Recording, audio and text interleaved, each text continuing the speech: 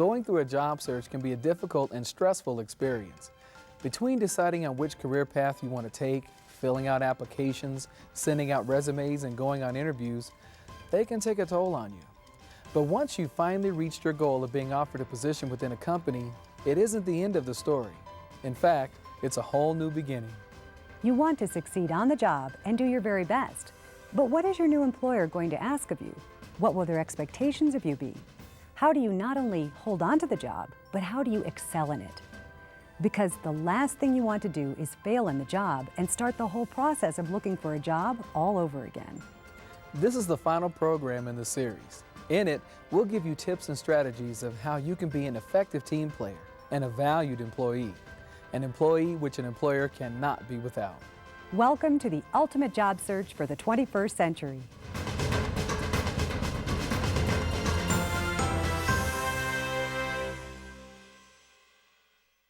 Hello, I'm Brett Anderson. And I'm Tia Marlier. In this series, we've taken you through the challenging task of putting together an effective job search. And we've also gone into detail on the skills it takes to get the position. We're now going to take a look at the elements of the position itself, and what you need to do to prepare yourself for going to work. We'll also discuss what you can expect in your new position and how you can make a valuable contribution to the company you'll be working for, all with the goal of giving you the best advantage of being successful in your career. You will be hired because you know what it takes to do the job. But starting the job and knowing the basic fundamentals of the position itself is just a small piece of the puzzle. You need to be ready to excel on the job, but you also need to be prepared for what's expected of you. Once you're offered the position, make sure you have everything taken care of before you walk in the first day on the job. Wow, my first day on the job was pretty much a nightmare. I was running around like a chicken with its head cut off. I mean, I had to cancel all my pre-made appointments, do enough laundry so I had enough clothes to wear for the next couple of days. I had to make my lunch. And then of all things, the alarm clock doesn't go off. Traffic was just awful and I could not find a parking spot. So I was really late. It was not a good way to start your first day. You probably have a pretty set routine for yourself even prior to accepting the position. You're going to need to change your whole plan of action and start a new one for yourself. You need to be ready not only for the first day of work, but probably for the first month as well. Before you start your job, go through your calendar and look at the previous commitments you'll need to attend to. See if there are any errands you'll have to run. You may have a doctor's appointment you'll need to reschedule or let the employer know about when the job offer's made. There may be some different arrangements you need to make, like daycare and probably an emergency backup plan if your primary daycare person isn't available on some days. And if you have to work late, have you thought about who's going to pick up the kids? You're probably going to need transportation, getting to and from work with a reliable car and paying for parking, or it might be easier just to take public transportation. There's probably a lot more. But don't make the mistake and wait until the last minute for all the things you should have taken care of beforehand. Be prepared so you don't have any distractions or added stress while you're trying to fit in the first day. The workbook provides you a detailed checklist of several items you may need to consider once you're employed, along with a daily work schedule. Your situation may be different, so add your own items of what you need to take care of. One of the first and strongest impressions you will make will be the way you dress for work. How you look and what you wear can tell your coworkers and supervisors how you feel about yourself and how you feel about the position. A professional wardrobe can create a positive image that may impact how far you can advance in a company. The office is not the place to make a personal fashion statement. You're representing the company, and what you wear will leave a lasting impression on the people you meet. Hey, Courtney. Hey, Joel, what's up? We have a surprise visit by the development team from Jet Enterprises. And they're in the office right now, and they would like a presentation on our new project. Oh, my goodness, look at me. I look like I'm going to the club. It's Casual Friday. Well, let me go out to my car. I'm sure I have something better out there. Maybe some slacks that'll look a little more professional than this. So can you stall them for like 10, 15 minutes? You bet. Okay, I'll be right back. So tell them I'll be right there. Okay, thanks. Okay, thanks. A lot of companies are using the business casual attire as their dress code, but some employees either don't understand what this means or just don't know what's appropriate, and they can push it a little too far. How you dress is serious business, and it can send a strong message to management. regardless of how your coworkers are dressed, shoot for the higher standard of business attire and wear outfits that represent the caliber of employee that you are. Never give the employer the impression that they may have hired the wrong person. There are some people here on staff that take advantage of the dress code. And you're darn right, I notice. I expect my staff to take their jobs seriously and respect this company. The way people dress and act on the job really does affect the way they are treated, and even how they get promotions. No matter what your occupation, you will always be expected to come to work dressed appropriately. It will vary from job to job, and you should take special notice of how people are dressed while on your interview. Use good judgment and err on the side of professionalism. All businesses have their own dress code and may have a policy or code book. Familiarize yourself with those policies as soon as you can and follow the company dress code carefully. Think about what you're telling the employer by what you wear. If your budget is limited, purchase clothes that are coordinated in style and color so you can create more than one outfit, and check the discount and resale stores as options. Along with what you wear on the job, find out if there's anything special you need to bring with you, such as your own tools or supplies if the job calls for it. Also, take a pad and pen to take notes with. Don't assume they'll provide these items. And more than likely, your first day will require filling out a lot of paperwork, so you'll need to bring things like your Social Security card and driver's license or ID. The image you project is the one thing you have control over. Create a neat, positive appearance, which conveys professionalism, credibility, and success. The workbook has a checklist of the types of things you may need to take with you on the job, as well as the appropriate wardrobe for various industries and occupations. Employers don't always hire the person who has the best skills and closest qualifications for the position. A lot of times, they're looking for a person who has a positive attitude and someone who will be a good fit in their team. A strong part of being successful on the job is being an employee who works hard and who challenges themselves to learn as much as they can. There are several factors where you can make an impact and be a success. You may have years of experience in doing the type of job you were hired to do, but you should understand this is a new company with its own policies and its own procedures. Look, the employer doesn't really expect you to come in the first day and know everything there is to know about a new job, but they do want to see a person who's motivated and excited to be there. Your first few days are best served by learning about the position, observing, listening closely, and asking questions. It's very important for a new employee to fit into corporate culture, the way the employees within the company interact among one another. So stand back and watch what your new coworkers do, how they interact with each other and with their supervisors. Go with the flow and do your best to fit in with the team right off the bat. Once you get a good idea of how things operate around there, then you can get into more specifics about the duties of your position. It's always tough the first few days to meet new people here. We obviously have a few cliques and some strong personalities, and some people may treat new employees rather cautiously at first. But to hold yourself up in your office or in the corner is not a good way to start the job. Look, no one expects you to come in here and save the company on the first day, but we do expect you to ask how things are done and start pitching in. Be a part of the team. You mentioned that when you do type the order on the database, that the guys back here fill the order and bring it up front. So when I do type the order online, do I need to forward that to anyone else, or does the system already do that? That's a good question. You need to forward it through the sales coordination and your sales manager, just so it gets done more efficiently. Employers are willing to train a person who may not have all the skills and experience it takes to do the job. What they can't do is teach someone to work hard, do a good job, and work well with the team. That's up to you. From the moment you arrive at work until the time you leave, be positive, be proactive, and be friendly and respectful to everyone on your team, as well as with your customers. Many organizations need to do more with less, and employers are asking their employees to take on more than one task, which means employees who become more multi-skilled and multi-talented are viewed as being much more valuable than those who are not. To be successful in your company, go above and beyond the duties of the job by taking on additional responsibilities and assignments.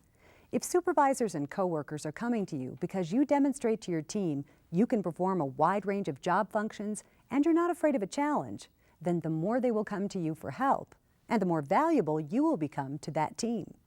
Know what's expected of you, and give more. I don't have the time to constantly supervise my people and answer all of the questions. Once someone has been on the job for a while, I expect them to solve their own problems and figure it out for themselves. If they see something that can be improved upon or done better, then I want them to take the initiative and come up with answers and solutions on their own. I don't need people who wait for me to ask them for help. If I have to stop what I'm doing and explain how to do the job every time they ask a question, it's almost faster to do it myself. Look at your coworkers and which ones succeed. What are they doing to get ahead? And if the evaluation period comes around, ask your supervisor what you can do to improve.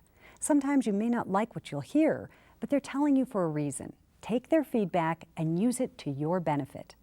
Your supervisors and coworkers are depending on you to do your job. You're part of an important team, so you'll need to pitch in and ask if there's anything more that you can do. Seek out work and learn new challenges and responsibilities. And reinforce to the employer that they hired the right person. How you handle your responsibilities and your positive attitude will play a big role in your success. Hi, boss. Hey. Hey, I've got an old Army buddy of mine coming into town at the last minute. I'm gonna need to take tomorrow off, but I did check with Tim and asked if he could cover for me and come in early for my shift. And if it's okay with you, I'll be in on Saturday for a few hours to finish my project. As long as Tim's got your shift covered, we should be okay. Okay, thank you. You're welcome. Vacations, sick days, and emergencies like jury duty and funeral and military leave will come up, but don't abuse these benefits. Give your supervisor as much notice of the time you'll need off as you can so they can adjust accordingly. Understand the importance of deadlines and the responsibilities of the job by planning around busy times or critical projects. And try to offer a solution and make other arrangements of when you can make the time up, or who can cover for you during those times if necessary. I used to work with this guy who would call in sick several times a month. That really affected us here. Things piled up and customers complained. It affected our stress levels too. It all comes down to the fact that someone has to do the job. I work hard, but that didn't make up for someone who didn't pull his own weight. Scheduled time off is one thing, but taking time off work just because made things difficult for everyone. I'm in the Army National Guard, and I know every month and every summer when I have to be off work for military training. I make sure to let my supervisor know way in advance so she can plan for my absence. As long as I let her know ahead of time, there are no problems and no conflicts. My duties are covered, and when I return, I can jump right back into my responsibilities. You'll need to know what the office procedure is for taking time off, who to call, and if there's paperwork to fill out. Make sure you have emergency contact numbers for after work hours. Some emergencies are unavoidable, but you've got to prepare your supervisors and coworkers so they know how long you'll need to take off in case they need to find a replacement for you. It's important to keep an open line of communication going between you and your supervisor at all times. Some employees make the mistake of setting the trend of persistently taking Monday or Friday off, taking extended lunch breaks, coming in late, or leaving early. Taking unapproved time off is like stealing, and employers frown heavily on this. Dishonesty is one of the leading reasons why people get fired. You're an important and integral part of a team, and you're being paid to do a job. You need to be an employee that can be relied upon and one who can be trusted. So be on time, or better yet, arrive early. Be willing to stay late if necessary, and set a good example. Always approach your job with the idea, if this was your company, how would you like people to work? In most working environments, you'll be working with coworkers as a team. It's important to know how your team functions within the organization and how you function and get along with them. It'll take time to know how you'll fit in. If you do your job well and not criticize others or take all the credit for doing the job, the more your coworkers will trust you and respect who you are, not only as their peer, but as an individual. Holy cow, Debbie, I can't believe you went upstairs and you ratted me out about that phone call that I made to the client. You know the reason why I did it. Why didn't you come to me in the first place and we could have discussed it? You've heard about paybacks, right? Work would be a lot easier if we could pick the people we'd like to work with. But unfortunately, that usually doesn't happen. Most people have certain coworkers we'd rather stay as far away from as possible. But you have to work with the same person all over again tomorrow. If you want to be effective at work, you have to get along with others. If a problem or conflict comes up between you and a coworker, don't go running off to the boss to resolve it. That'll get you nowhere. You'll be seen as someone they can't trust. And once the supervisor gets involved, that's only going to escalate the situation. So first, try to work it out yourself. You might try talking it out with an objective party outside of work, such as a friend or a counselor. They might have a better understanding of it from an outside point of view, and it'll give you a chance to blow off some steam. If you do have a legitimate complaint, then you can go back and talk about it with your supervisors. But first, step back, take a breath, and think about what you're going to say to them. Handle it in a professional and positive manner. When you approach the supervisor, make sure you have a solution. Offer ideas on a better way to do it. Most people will respect that approach rather than just complaining about it or going behind their back. Hey Steve, do you have a second? Sure, come on in. I wanted to let you know about the marketing project. It's going really great. We're almost finished. As soon as we get the photos back from the lab, we'll be able to move ahead.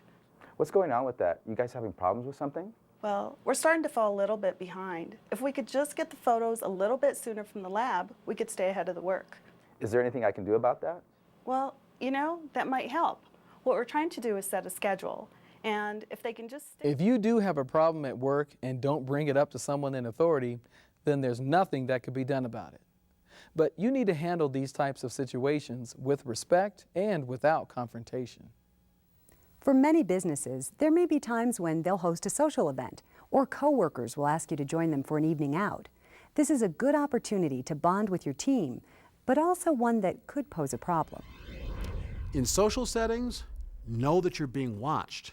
If things get a little out of hand, it could absolutely destroy your reputation as a good worker. So handle yourself professionally with coworkers and supervisors, both inside and outside of the work setting. Social functions and parties outside of the office can seem like a good time to relax and be one of the team. And they are, but acting rudely or inappropriately, especially when alcohol is involved, could spell trouble. Instead, use this time as an opportunity to network and socialize in a responsible manner. You don't want to create a bad experience at social functions, but you don't want to pass up opportunities like these either. It may look like you're not part of the team or think you're better than the team. How well you get along with coworkers and management on every level will have a big impact on your success in the job. Your supervisor has a major impact on your career. They determine who gets raises, who gets promoted, and who gets fired. It's important to get along with your supervisor. And unfortunately, you may come across a boss who's impossible to get along with. Anderson, our budget is off over 40%. Did you get the numbers I sent you? I did, Mr. Peterson. I tallied them the way you showed me. Not using my system. You plugged in a different percentage and went the wrong way. I don't think so, Mr. Peterson, but let me look into it. Anderson, if we are this far over budget, we are going to be in big trouble. I'm sorry. Your supervisor expects you to do your assignments correctly, efficiently, and without a lot of supervision. Sometimes problems arise, even when you think you're doing your best. So if you don't understand what you're being asked to do on a particular assignment, go to a supervisor or coworker and ask for clarification. And it's okay to report back occasionally on the progress and see if you're doing the right thing. Listen to their feedback and realize that with every job, mistakes will happen. The best you can do is simply apologize and accept responsibility. Don't waste your time making excuses or getting defensive. Learn from your mistakes and then explore solutions. You're right, Mr. Peterson. It looks like I did put in the wrong figures. I'll make the corrections immediately and redistribute the report. Anderson, you gotta be more careful around here. You're absolutely right. I know what I did wrong, and I'll make sure it never happens again. Yeah, please do. It's always better to handle conflict between you and your supervisor directly. You'll find that the majority of your supervisors want you to succeed in the job, so do your best. learn to prioritize assignments, and show them you're not afraid of taking on new challenges or responsibilities. The workbook has points of how to have a good working relationship with your supervisor. Along with working together effectively with your coworkers and your supervisor, you also might be in direct contact with the customer. The customer is probably the #1 reason your company is in business. Consumers are influenced by 3 factors: price, the quality of the product, and customer service. And the way you treat the customer is one of the things that you can control as an employee, and one which is directly related to the organization's success. I can't tell you how many times I've gone to a particular store or restaurant where they went above and beyond the type of service I was expecting to receive. I don't care if it costs me a little bit more, I'll go back. But I can count the number of establishments that I will never return to because of the terrible service I received. That isn't unusual, though. Everybody has those stories. But as an employee, you have a significant impact on people either coming back time and time again or on those who may never return. I expect my employees to treat our customers politely, with courtesy and respect each and every time. And I don't care what kind of a day you're having. Our customers aren't interrupting you. It's your job. And ultimately, they're the ones who are paying your salary. It doesn't matter if it's meeting the customer face-to-face or on the phone, even if they're dealing with them by email. If they have one bad experience, you may have not just turned away one customer. You've probably lost their spouse, their family, their friends, their neighbors, and your job. Treat the customer the way you like to be treated: professionally, courteously, friendly. However, there may be instances when you will come across a customer who isn't that easy to work with. Ma'am, it looks like we don't have that part. This is unbelievable. Do you know how many times I've already been down here? I've been down here 4 times. What is wrong with you people? Let me look it up and see what the problem is. Can I get you something to drink in the meantime? No, fine. Difficult customers are the worst because you feel you don't need to be treated this way.